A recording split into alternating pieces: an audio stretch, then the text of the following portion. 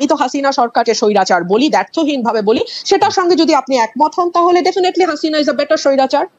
আচ্ছা, আমি খুব মনোযোগ দিয়ে প্রধানমন্ত্রীর সংবাদ সম্মেলন দেখি, তার একটা বড় কারণ হচ্ছে বিনোদন। আমাদের বিনোদনের অভাব আছে এবং আমি এই সংবাদ সম্মেলন থেকে যথেষ্ট পরিমাণ বিনোদিত হই।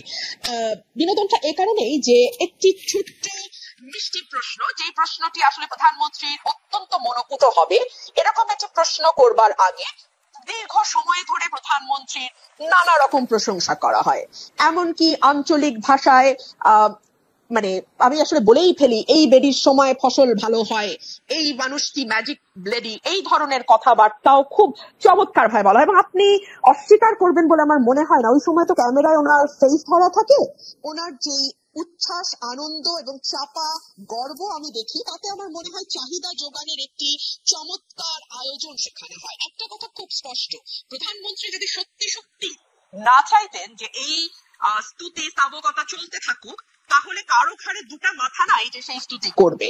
উনি ভালোবাসেন বলেই এই স্তুতিগুলো হয়।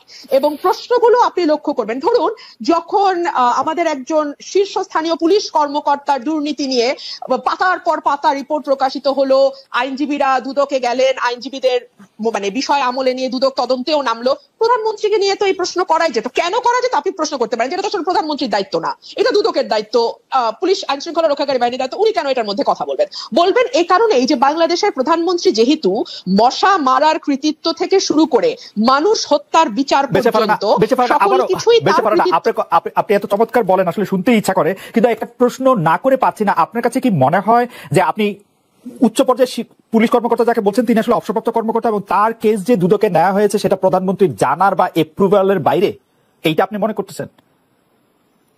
না, তার জানার বা অ্যাপ্রুভালের বাইরে না, কিন্তু তিনি জেনেছেন এবং অ্যাপ্রুভ করতে বাধ্য হয়েছেন। কারণ এইটুকু আইওয়াশ না দিলে না না না এখনো চোখের পর্দা কিছুটা আছে, ওই পর্দা। তবে উনি মানে পুলিশ কর্মকর্তার কথা বলছি, উনি কতটা খোলা হাতে বের হতে পারবেন সেটা একটা প্রশ্ন।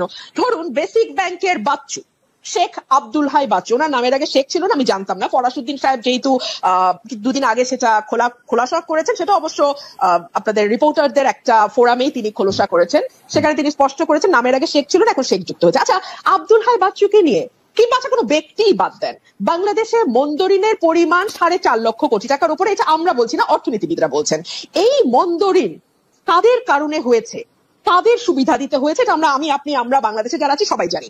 আচ্ছা, ধরুন একজন ঋণ খেলাপি, তিনি মাত্র 2% ডাউন পেমেন্ট দিয়ে তার ঋণটি রেগুলার করে ফেলতে পারবেন।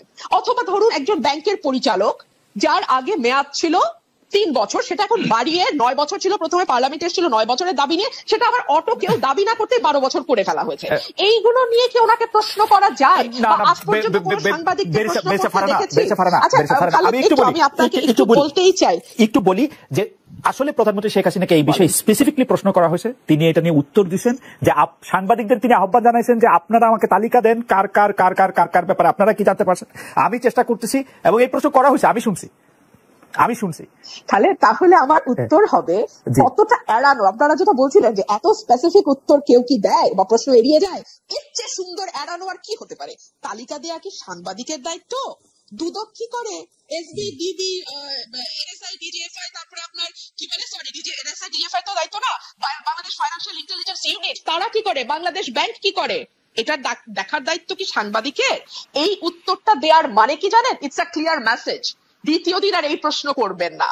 ঠিক যেমন সংসদে দাঁড়িয়ে আমি যখন বাংলাদেশের অর্থনীতির দুরবস্থা নিয়ে এবং টাকা পাচার নিয়ে কথা বলেছিলাম, তখন বাংলাদেশের সাবেক অর্থমন্ত্রী আহম মুস্তফা কামাল বলেছিল, আপনারা কি করেন বিরোধী দল, আপনারা তালিকা দিতে পারেন না, বিরোধী দলের তালিকা দেওয়া কি বিরোধী দলের কাজ?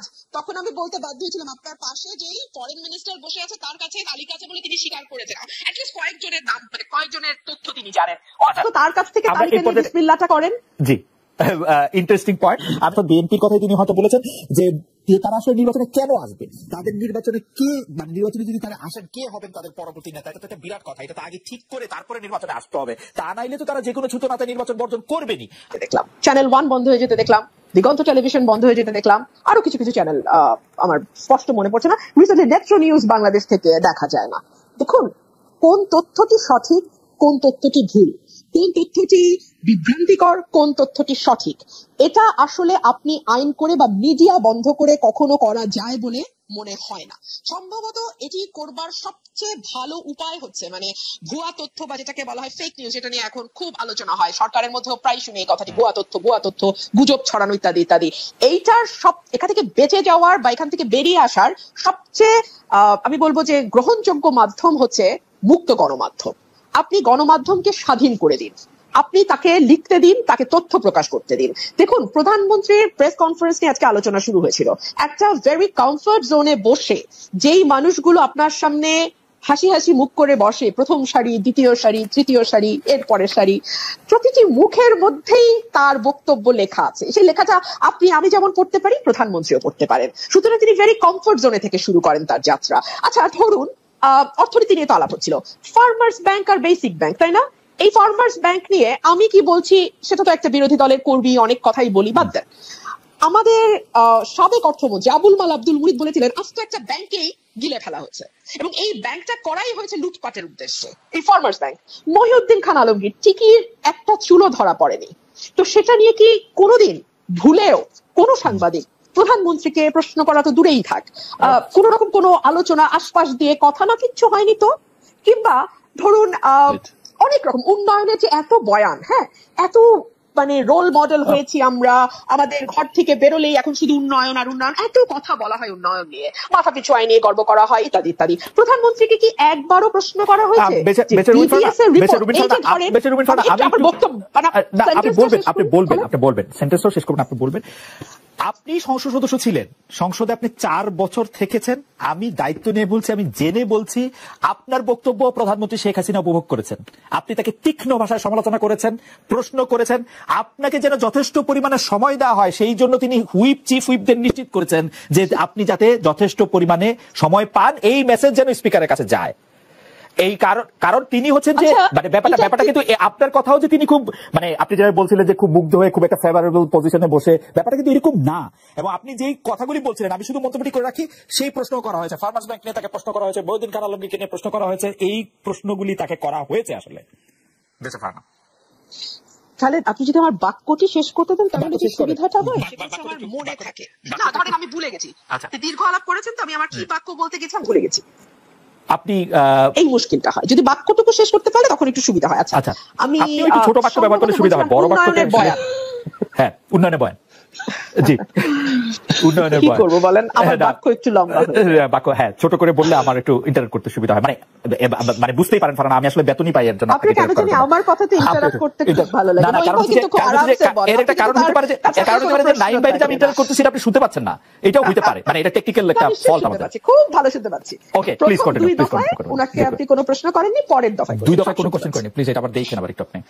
ঠিক আছে, উন্নয়ন নিয়ে দীর্ঘ বয়ান আছে এবং তার যে বক্তব্য তিনি দিয়েছেন সেখানে তিনি এক জায়গায় দাবি করেছিলেন মাতৃমৃত্যু, শিশু মৃত্যু এবং গড় আয়ু 3টি বেড়েছে। বিবিএস এর রিপোর্ট বলছে এই 3টি আপনি যদি 2021 সাল থেকে শুরু করেন ক্রমাগত মাতৃমৃত্যু বলেন, শিশু মৃত্যু বলেন এবং গড় আয়ু কমে আসা বলেন, আমাদের সূচকগুলো খারাপ অবস্থায়। এগুলো নিয়ে তাকে কোনো প্রশ্ন করা হবে না। কিংবা ধরুন আমাদের যে গিনি সহ বৈষম্য বাড়ছে, এই বিষয়গুলো নিয়েও কখনো তার দৃষ্টি আকর্ষণ করা হয় না। সংসদে হয় কেন? শেখ হাসিনার উপর আক্রমণটা রিপিটেড 15 আগস্টের পর 21 আগস্টের পরে কোটালীপাড়া পর অনেকগুলো আর কি। যাই হোক, আমি যে প্রশ্নটি করতে চাইছিলাম সেই প্রশ্ন, বিলিয়নিয়ার উৎপাদন করে এবং ফোর্বস পত্রিকায় সেই বিলিয়নিয়ারের ছবি ছাপা হয়। আমরা এখন এতই উন্নত জাতি, কারণ $50 বিলিয়ন একটা খাত থেকে এক্সপোর্টও করে বেরসা ফারহানা, $50 বিলিয়ন একটা খাত থেকে এক্সপোর্ট করে। নো ডাউট $50 বিলিয়ন একটা খাত থেকে এক্সপোর্ট যে দেশে হয় সেই দেশে বিলিয়নের আরো কয়েকজন থাকার কথা। হ্যাঁ, সেটা বানাতে গিয়ে আমাদের বৈষম্য যখন 0.49 গিয়ে থাকে, তীব্র বৈষম্য হয়, সেই জায়গাগুলোতে যদি ফোকাস করতেন এবং একটা সুষম